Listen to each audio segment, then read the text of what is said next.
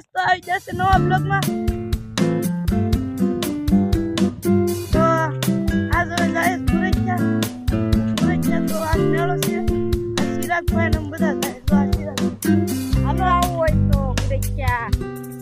આ વાડીના રોહિતભાઈ જાય તો હાલ આજ સુરત જાય મેળામાં તો આજ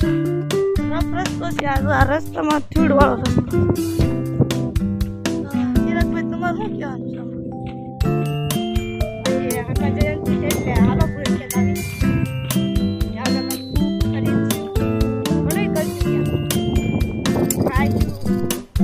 હાલો બરફ ભર્યો છે સગડોળમાં બેસ્યું તમને તમારે ન્યા જઈને બધું પતાવો હવે ન્યા જઈને મળી હવે ન્યા જઈને મળવા